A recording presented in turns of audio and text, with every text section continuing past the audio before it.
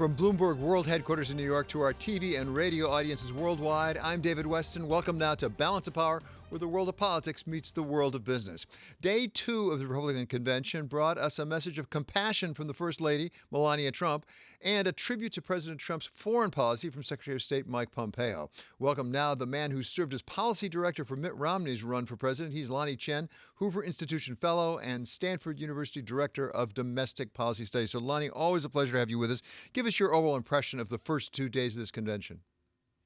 Well, I think, David, the goal of the RNC was twofold. First of all, to speak to Trump's political base, to mobilize that political base, to get them enthused in Donald Trump. Certainly, that's something you've seen a lot of content oriented toward.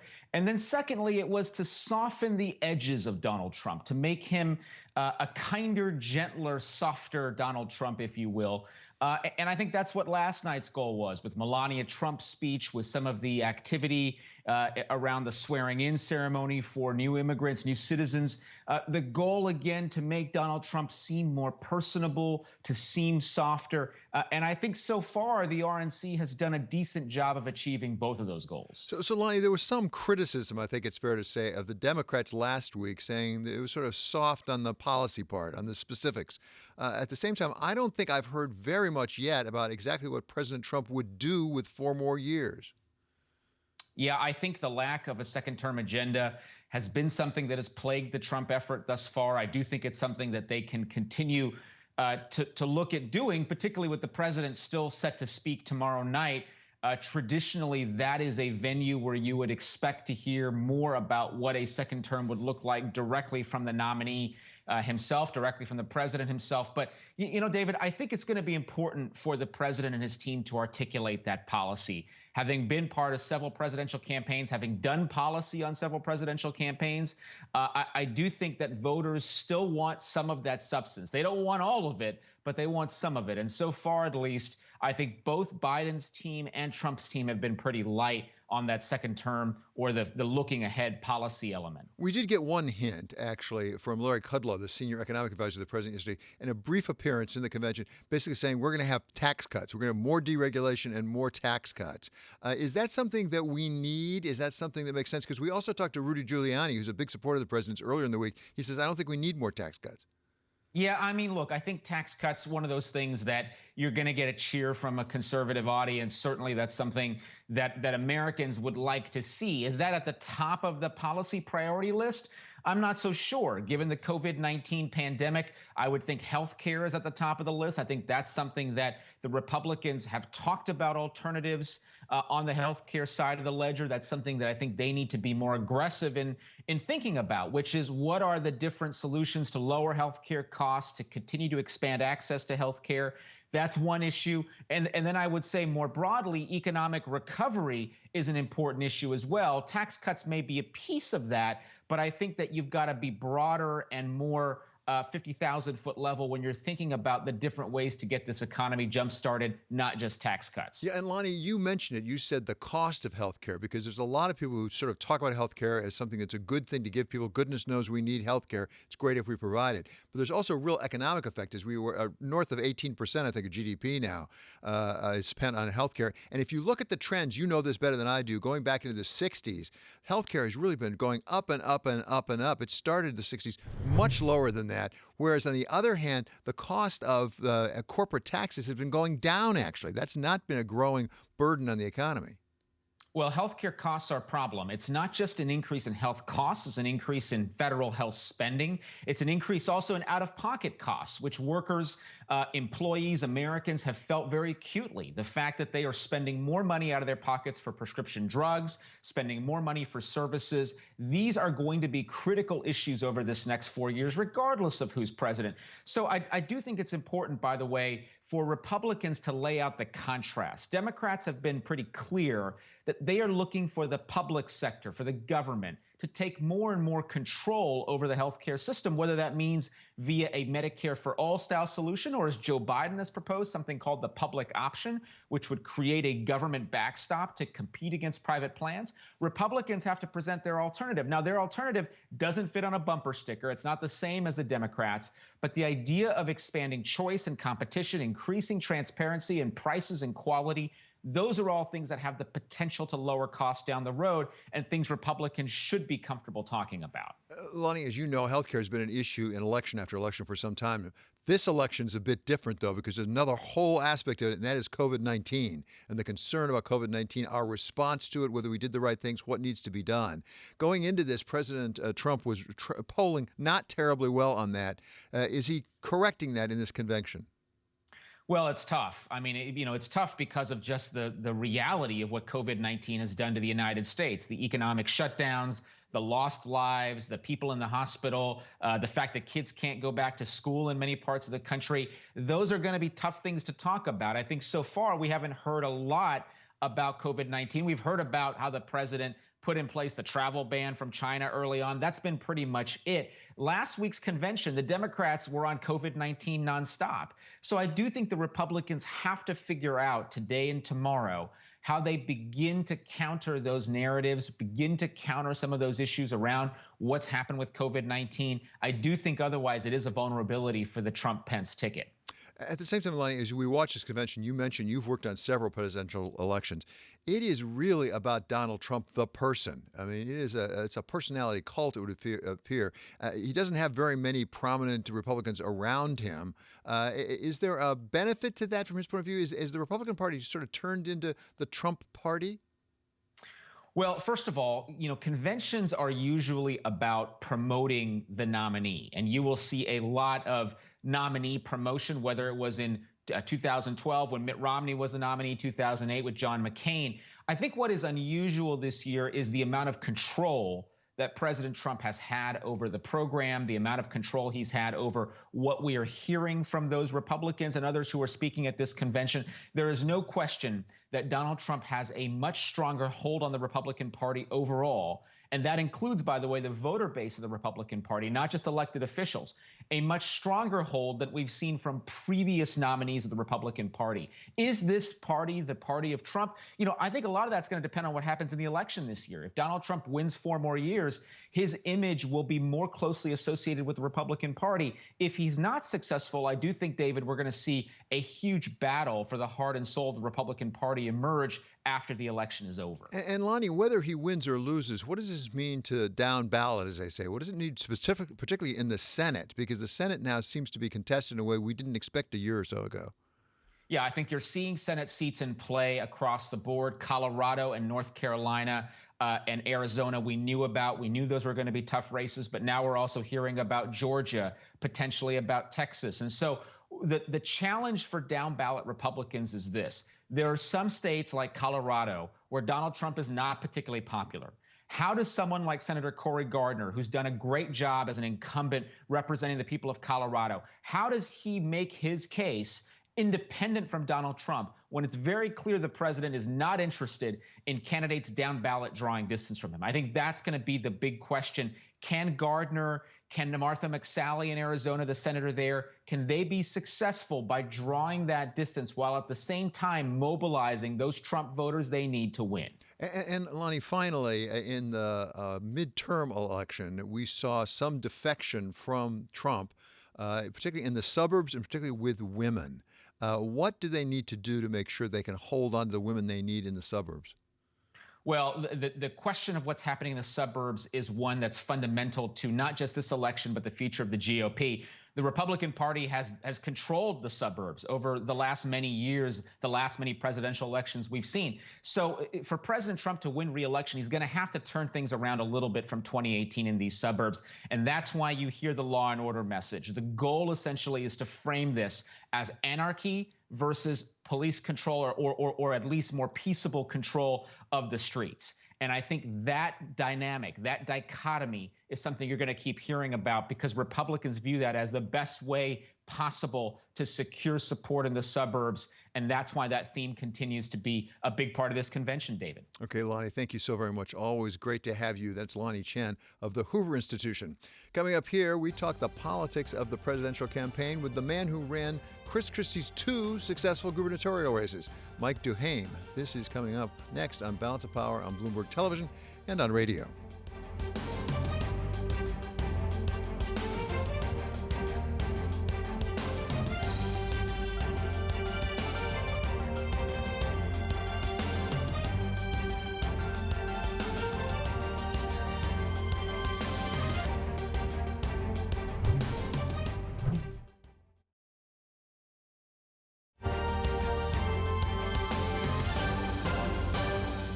This is Balance of Power on Bloomberg Television and Radio. I'm David Weston. We turn now to Mark Crumpton for Bloomberg First Word News. David, thank you. Hurricane Laura is taking aim at the Texas-Louisiana coastline. The National Hurricane Center warns it could rapidly strengthen to become a life-threatening Category 4 storm with winds of 130 miles per hour. Laura is expected to make landfall late today. The hurricane has already disrupted oil and gas production in the Gulf of Mexico. It could keep some of America's biggest refineries shut for months.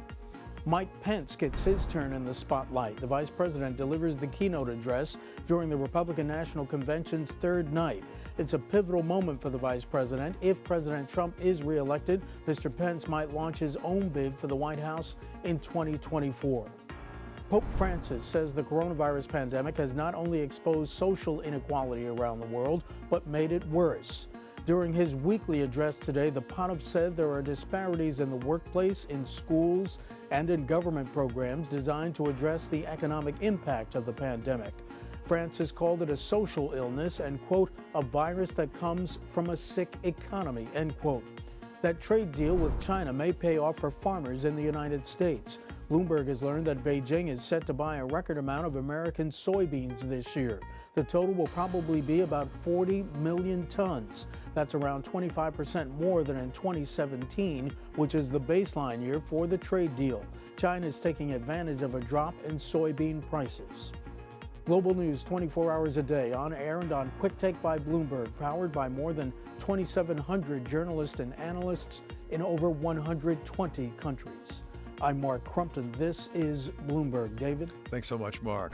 President Trump has proven himself to be a successful politician, overcoming the doubts that some had about his unique approach. The question becomes how much of this success can be spread to others, either down the ballot or down the years. Welcome now campaign strategist Mike Duhame, who has advised a range of Republican candidates, including on Governor Christie's 2 successful runs in New Jersey for governor. So welcome, Mr. Mike Duhame. Really great to have you with. He's now a partner at Mercury, I should say. So, Mike, as we watch this, it occurs to me the unique approach of Donald Trump was as an insurgent in 2016. He's not that anymore. He owns the store now. How is it different for him to run as an incumbent?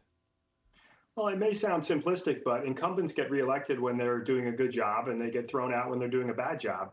As an insurgent early on, you can say, hey, everything's broken. I'll come in and fix it. As an incumbent, you have to show that you fixed it. Many people voted for him last time, giving him the benefit of the doubt. There were clearly people who maybe didn't like him and also didn't like Hillary and gave him the benefit of the doubt in terms of someone who could be competent in governing as a center-right businessman.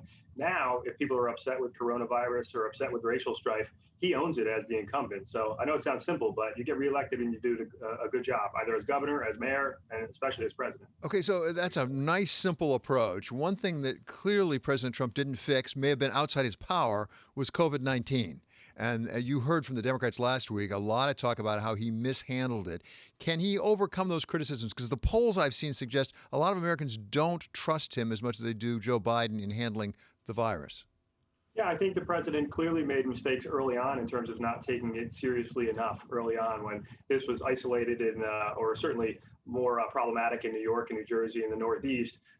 And then I don't think the president used the bully pulpit enough to tell people what they should be doing to keep themselves safe. And because of that, we saw a larger spike. Since he's done that in the last month, canceling the in-person convention, encouraging people to wear masks, seeing other Republicans follow suit like governors in Arizona and Texas, we've seen those numbers come down. And as those numbers have come down, his numbers correspondingly have come up a little bit. Again, go back to the first question, if you're doing a good job, people feel better about you. I think he's doing certainly a much better job in the last month than he did. Whether or not it's too little too late, the voters will decide that. When you're running as an incumbent, how much of it is really touting what you've done in the first 4 years as opposed to laying out a vision for the next 4 years? Because I think we've heard more of the former, less of the latter, at least so far. Yeah, there's a bit of both, and then there's a third element, which is defining your opponent. I think Donald Trump specifically is someone that everyone has an opinion on, good or bad. There's an opinion. There may not be many people who are waiting to hear that vision from the president. I think it will reassure some of his supporters and maybe some of the people who reluctantly voted for him last time. But oftentimes an incumbent campaign will try to define the opponent, and clearly Republicans are trying to do that a bit right now. Democrats, I thought, did a good job last week in talking about Joe Biden as a great guy, a great person, someone you can trust. They did, I think, a skillful job in burying a bit of the ideological differences you have within the Democratic Party. Republicans are trying to also show more ideological contrast now and make this a bit of a referendum on the far left of the Democratic Party as opposed to Joe Biden as a person.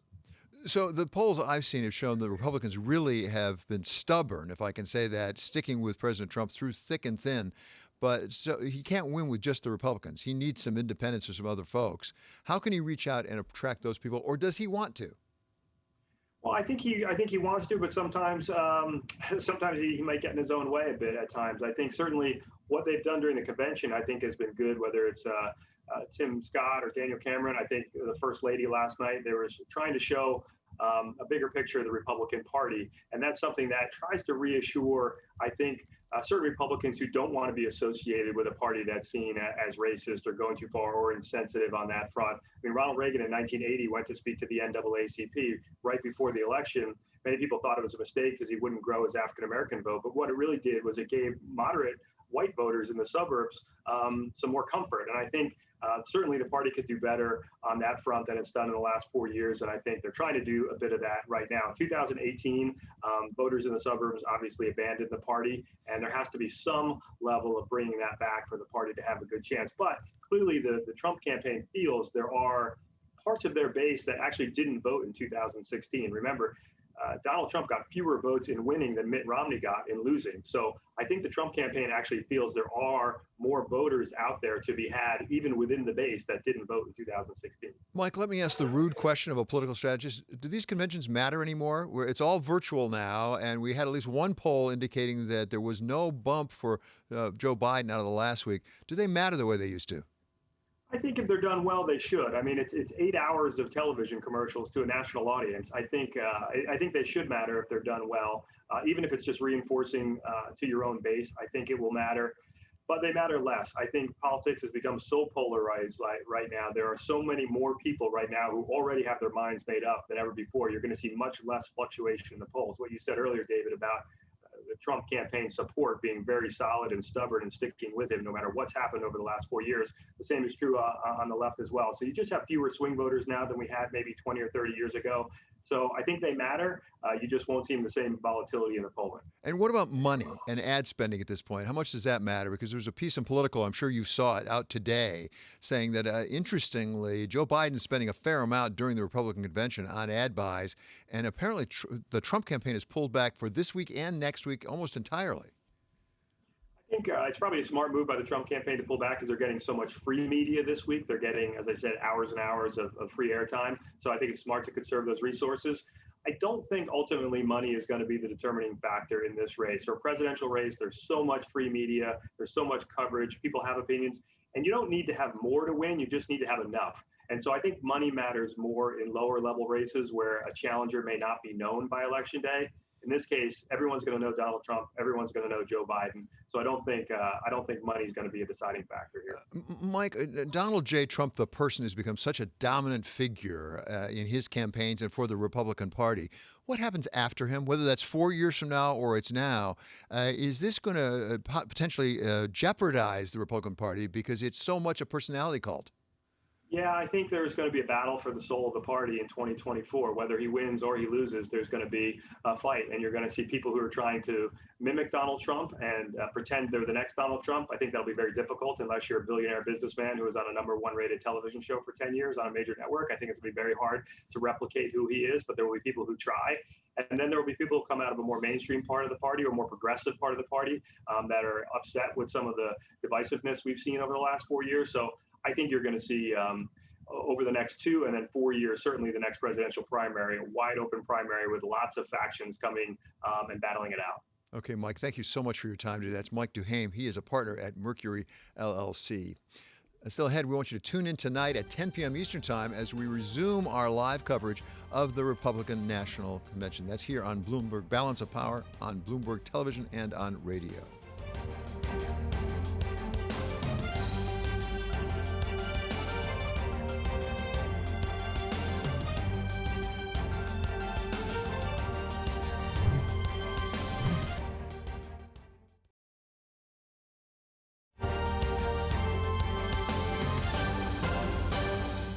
This is Balance of Power on Bloomberg Television and Radio. I'm David Weston. It's time we get a check on the markets. For that, we turn to Scarlet Fu. Scarlet, what are they doing? Well, David, it's more record highs here for the S&P 500 and the NASDAQ. The fourth straight record high for both those indexes right now. And we're back to the tech drives everything stock market rally. Clearly, the outperformer here is tech and tech-related companies. You've got Salesforce coming in with blockbuster results. Jefferies called it a monster beat and raise second quarter. Netflix also popping. You can see gains of 9% there. The Wall Street Journal reporting that TikTok is asking Netflix to join in on the bidding, although Netflix denied that it's taking part. Adobe perhaps up in sympathy, and Facebook gaining almost 5%. And of course, the backdrop here is improving ties between the U.S. and China, at least when it comes to the Phase 1 trade deal. Bloomberg is reporting that China is set to buy a record amount of soybeans from the U.S. this year. So the ETF that tracks soybeans, SOYB, is trading at around a 5-month high. You can see the steady grind higher over the past 3 months to 7.5% gain. Even bearish strategists are capitulating. You have Tobias Levkovich over at Citigroup raising his year-end target for the S&P 500 to 3,300 from 2,900, and he says that is because, in large part, of the Federal Reserve. So when you talk about the Federal Reserve, of course, we've got Jay Powell, the Fed chair's speech tomorrow at Jackson Hole, the virtual Jackson Hole symposium, and that is helping drive bonds lower and pushing yields up. He is expected to say the central bank will keep rates lower for longer. We're thinking at least the next 5 years. That's according to people who are kind of gazing into their crystal ball. And also to say that the Federal Reserve will tolerate faster inflation, perhaps above its 2% target. We also have a 5-year auction of 5-year auction notes, an auction of 5-year notes, there we go, at 1 p.m. today. So we'll be looking for that, a lot of supply coming into market and seeing if the market can absorb all of that. David? Thank you so much. It's a healthy reminder that despite the conventions and everything, really, it's the Fed that matters. Thanks so much to Bloomberg's Scarlet Fu. Up next, one of the standout speakers at the Republican convention this week, Democrat Vernon Jones of Georgia, is here on why he's supporting President Trump in this election. This is Balance of Power on Bloomberg Television and on radio.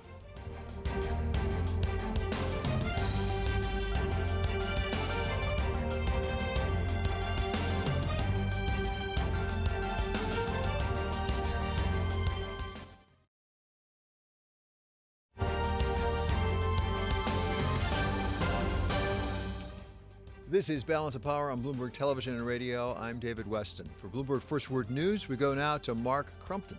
David, thank you. Hurricane Laura is rapidly gaining strength. Forecasters say it could come ashore as a catastrophic Category 4 storm with what they say would be an unsurvivable 20-foot storm surge that could sink entire communities in Texas and Louisiana. Authorities are urging coastal residents to flee before it's too late. The system is on track to arrive as the most powerful hurricane to strike the United States so far this year. In Wisconsin, the governor, Tony Evers, has declared a state of emergency. There was a third night of violent protests in Kenosha over the police shooting on the weekend of a black man. Businesses were vandalized and buildings were set on fire. Meantime, shots were fired in a confrontation between protesters and a group of armed men. 2 people were killed and 1 was wounded. The White House Chief of Staff, Mark Meadows, tells Politico he doesn't think there will be a stimulus deal with Congress until the end of September. The two sides have been at an impasse over the next virus relief bill since talks broke off on August 7th. Aid to state and local governments and the level of supplemental unemployment insurance have been the biggest sticking points. Russia says it doesn't want the illness of the Kremlin's opposition leader to affect relations with the West. Pressure is mounting on Russia to investigate Alexei Navalny's condition. The 44-year-old is in a coma in a German hospital. Doctors there say tests show he was poisoned. Navalny has been an outspoken critic of Russian President Vladimir Putin and his government.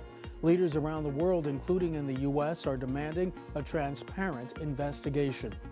In California, firefighters are taking advantage of some cooler weather to get a better handle on some of the largest wildfires in the state's history.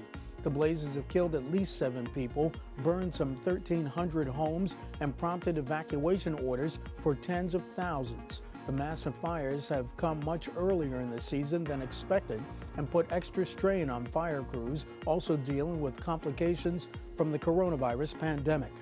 Global news 24 hours a day, on air and on Quick Take by Bloomberg, powered by more than 2,700 journalists and analysts in over 120 countries.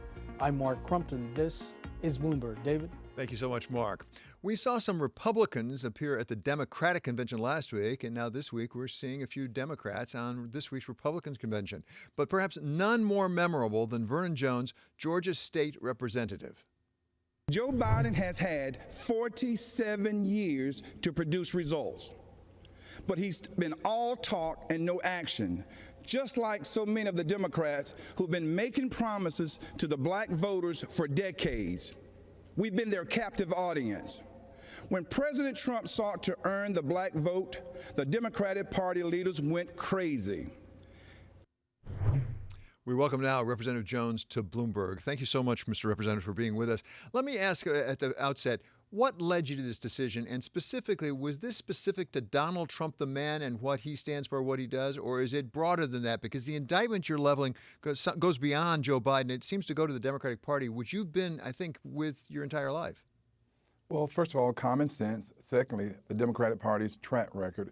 And thirdly, what Donald Trump has done for African Americans far exceed in the past 3.5 years than what Democrats have done for African Americans in the past 50 years. As I said earlier, we've been a captive audience. They didn't need to earn our vote, earn our support. When they get elected, they throw blacks off the bus. And that day has come to an end, and we're not going to tolerate that anymore. And myself and others are going to be very vocal about the bigotry and the Marxism and the socialism that the Democratic Party embraces now. Well, that suggests maybe you're going to switch parties. Are you thinking about doing that? Well, I didn't leave the party left me. I'm going to remain Vernon Jones. I was born with traditional values, hard work, believing in God, not relying on the government, realizing that the government, too much government intervention can hurt you, ruin your life, actually. But working hard for for what I want and what I believe in is important to me. I support President Trump because I can tell you specifically, with historical black colleges being funded at the level that President Trump has, and me being a proud graduate of North Carolina Central University, that made a difference to many African Americans. There are about 48 historical black colleges throughout the country. They've been the incubator of many of these scholars in arts and science and math and religion and in politics. And so I support black colleges, and President Trump support historical black colleges. In terms of prison reform, it's no secret. Joe Biden wrote the crime bill that incarcerated masses of black people, destroyed their families, destroyed literally an entire generation. But it was Donald Trump who came in just 3.5 years, he got Congress with his backing to support and pass the First Step Act, which is allowing African Americans and brown Americans who were traditionally locked up and the key thrown away to come back, reunite with their families, be productive, get some of the jobs that President Trump has created. And speaking of that, prior to the pandemic, African-American employment was at a record low. This economy was humming. I'll give President Obama and the mixed Congress, which included Republican House, they stemmed the tide. They stopped the bleeding of the economy when it was going down. However, when President Trump came in, he put this economy on steroids with that tax cut. You started seeing jobs being created, investments coming in from offshores. People started to start new businesses. Many of them are black businesses. They started to grow the economy. They started to grow our way out of a deficit and not spend in tax to try to deal with the deficit. So this president has been strong. He's been as solid as Arabia Mountain in terms of his policies and his leadership. And we support that. Representative Jones, let me ask a question that a viewer actually just wrote into me to ask you. And I'm going to ask it a little bit differently, but basically, how has the African American community reacted to your decision to back Donald Trump? Well, many of them who've been captive audience, who've just been brainwashed and browbeat over decades, they can't quite see the light yet. Because why? Just like Joe Biden said, if you don't vote for him, you ain't black. And that is still embedded in many African-American minds. Fortunately, myself and many others, and a growing number, have realized that this is a hoax, that we've been on a plantation. They make promises to us, but they don't follow through on their promises. And I can tell you this, many, many more African-Americans support me. They like what I have to say. They agree with what I have to say. But they don't want to be browbeat by the liberal media. They don't want agent provocateurs that are being used to attack them and call them sellouts and call them Uncle Toms. So guess what? This is a high-tech case of lynching of the black vote through voter suppression, through intimidation. And when you look at many whites want to vote for Donald Trump, and they are going to vote for Donald Trump, but the liberal media want them to feel like what? That they are racist if they do so. And so don't leave out the liberal media how they are an extension of the Democratic Party. As a matter of fact, it's interesting that none of those liberal networks, CNN and MSNBC and any of the others, have had me on. They want to put African Americans on that are well behaved, that carry out their narrative. And so when I did have opportunity to be on MSNBC, it was a strange thing to show you the bigotry throughout the network, that I was telling them my position on why I support Donald Trump, just like I'm saying here now. But then the reporter says to me, well, how much is the Trump organization paying you? Well, that's an insult. So I can have an independent thought. I've been in this business for 30 years. Hell, I don't know who I can vote for or who I want to vote for. That right there shows you the bigotry. And that's why I remain a Democrat, because I want to continue to pull that white Ku Klux Klan, literally, sheet of bigotry off of the Democratic Party and certainly the liberal networks. Okay, the last thing I want to do is get in a debate about liberal media versus non-liberal media. I've been in the media for a while now, and we could go on and on about that. But I do want to ask you about this. Let's say some in the liberal media. Well, there are some people in the media who are left of center. There are some right of center as well. But let's leave that go for a moment, if we could. I want to bring in just another question, because something you addressed was the question of defunding the police and the dangers of defunding the police. Something, by the way, Joe Biden has not said he would do, but the risks of doing that.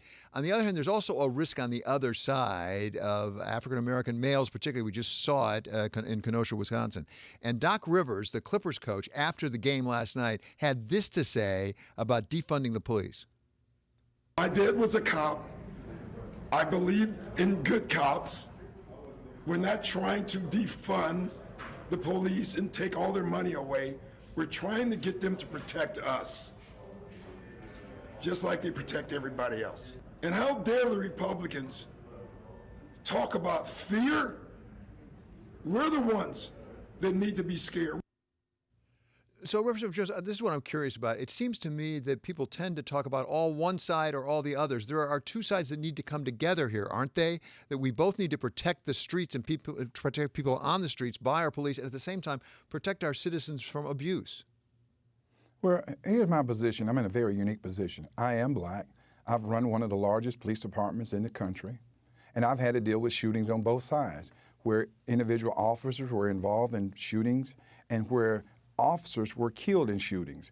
There's no win situation. I've experienced the pain seeing those mothers and fathers and those children dealing with deaths, again, on both sides. But we have to respect the law. If we don't have law and order, we'll have a chaotic community. We'll have what's going on right now in Portland, where those liberal Democrats, they don't understand how important it is to support your law enforcement officers, but they want that to happen. These are not protesters, these are rioters. And I believe every police officer, any police officer who acts unbecoming, that police officer should be dealt with.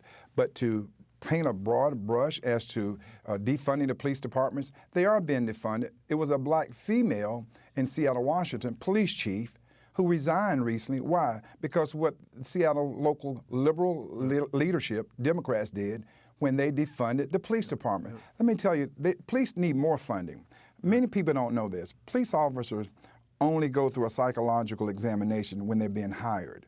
When you've been on the road 5, 15, 20 years, and you haven't been evaluated in terms of where you are mentally, if you're burned out or not, you don't know how the officer may react on a certain situation. We need more money to fund that. When you start talking about non-lethal use of force, you need more money for a new technology like the bowler wrap and some others. So, you know, and police training and de-escalation, there's very limited training in that. There needs to be more money for that. Yeah, it's a really good point. It's a discussion we really need to have and continue to have in this country, and we really appreciate your being here. It's very valuable to have your point of view. He is Vernon Jones. He is Georgia State Representative. Still ahead, part of my interview with former SBA Administrator Linda Mcmahon on the state of the economy. This is Balance of Power on Bloomberg Television and Radio.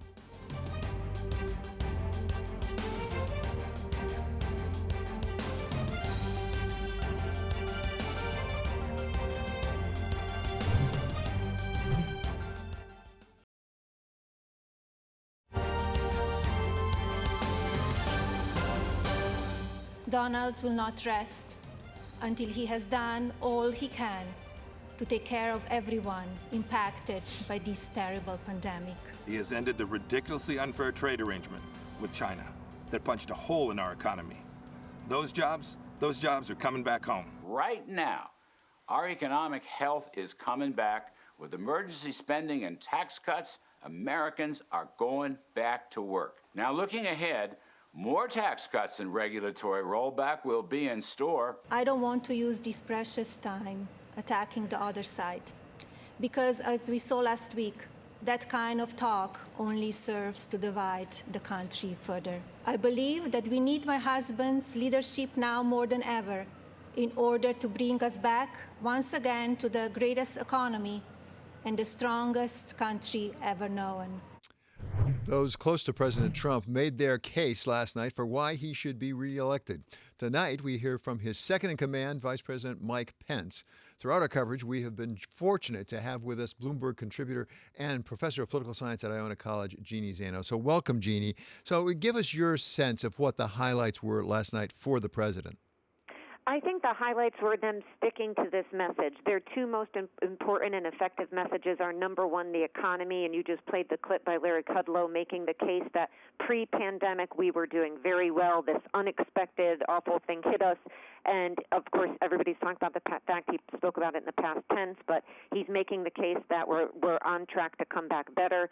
And then, of course, this sort of law and order message. The Republicans are banking on the fact that while people are sympathetic to the issues going on with policing, that they are getting tired of the violence in the cities, and they're hoping to use that to turn some of these swing states. So I think we heard both of those. And then, of course, the First Lady, who we don't hear from a lot, gave an important speech in which she was one of the first and only in the last 2 days to spend some time talking about what the pandemic has done to people and how devastating it has been. Well, and to that point, we've talked about it a fair amount. People are very anxious about the pandemic and what comes next as the kids go to school, whether there's a second wave, things like that.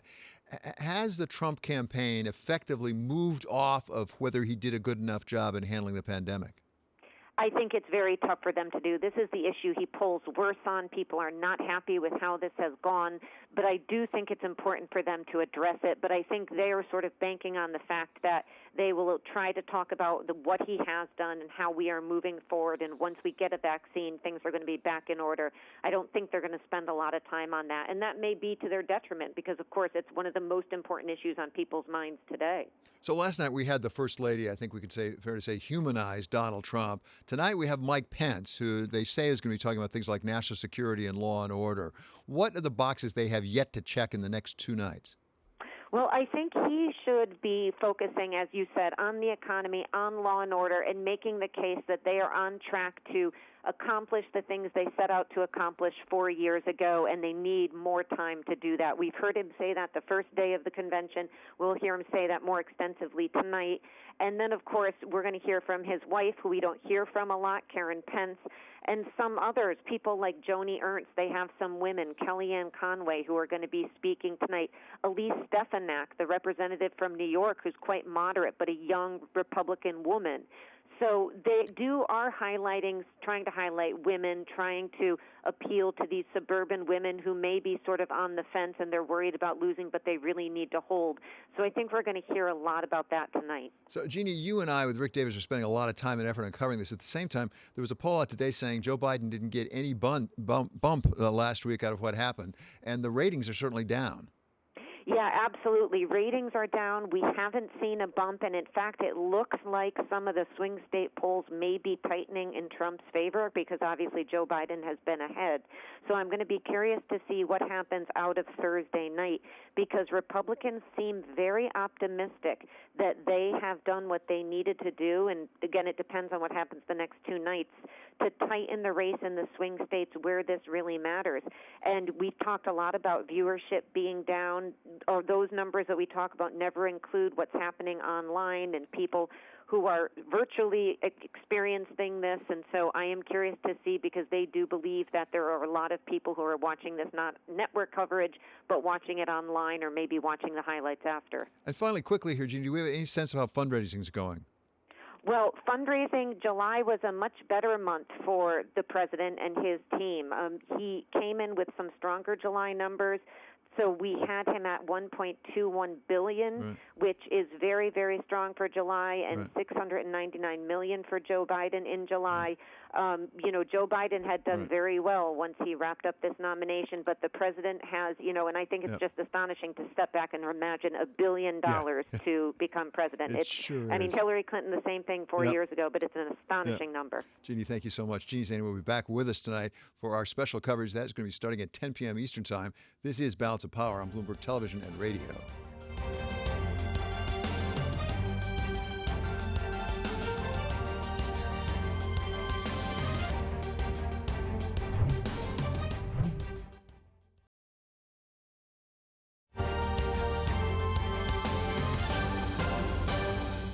This is Balance of Power on Bloomberg Television and Radio. I'm David Weston. Linda McMahon co-founded the WWE, served in the Trump cabinet as head of the Small Business Administration, and is now head of the super PAC America First Action, supporting the Trump campaign.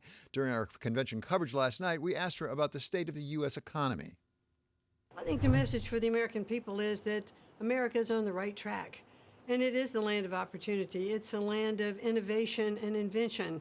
And I think what the president is, what the messages that are being reinforced relative to the president and his leadership is about his tax cuts, his deregulation, his creating the right trade deals, unleashing the power of energy to create jobs so that America will continue with that economic prosperity that we had since he's come in.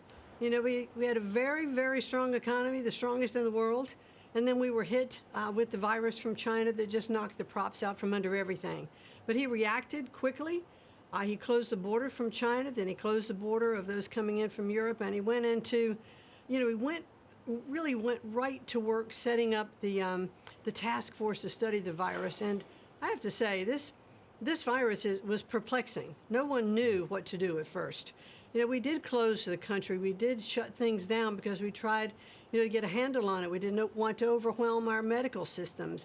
And once we got that under control and started to change the curve, on the virus, then the president realized and knew that the economy would be killed if we didn't have to start to reopen. So he worked with the scientists to give regulations or suggestions to the governors on both sides of the aisles on how to open up and get the economy back on track.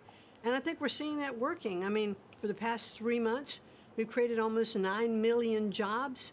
And we came out of the Great Recession. By comparison, it took 4 years to create 9 million jobs, and President Trump has done it in about 3 months. So I think we're on the right track. And that's what I'd like to focus on. No question the economy is coming back somewhat, but how long is it going to take? Because even creating 9 million jobs, we still have something like 15 million people unemployed. And right now, the pattern looks like it's going to take a while to get back to where we were before.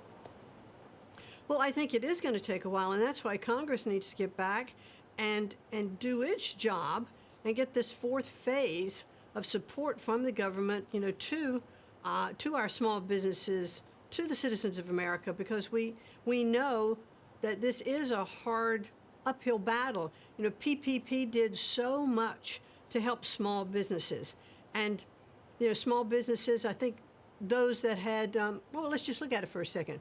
Those that had about 10 employees were the ones who received the majority, about 70% of PPP. And if you think about that, a majority of those were minority businesses. And so it really was a helping hand. But we need more now. We need more stimulus, and we need Congress to come back and do its job and get that fourth phase moving. The president decided not to wait, and he signed some executive orders to get some money flowing again into the hands of our people through the unemployment insurance. And I think now about 30 states are on board to start doing that. But we need to get Congress back, and we need to get this enacted so we can keep this train moving in the right direction. And the executive orders, as worthy as they may be, appear to be taking longer than if we had legislation. Why don't we have a deal, Linda, as we continue to wait for the president? We don't have a deal because Congress is not here to get the deal done. I think, the Democrats they just wanted too much. They wanted too much money. They didn't want to compromise in ways that I think that made sense, for the president. He was very willing to compromise on many of the issues, but they just couldn't come to terms. And then Democrats left town. That was Linda McMahon. She, of course, is the former administrator of the Small Business Administration. Coming up tonight at 10 o'clock, we'll continue with our live coverage of the Republican National Convention, and we will be including, of course, the remarks of Vice President Mike Pence. That will be speaking from the fort where the Star Spangled Banner was written. This is Balance of Power on Bloomberg Television and on radio.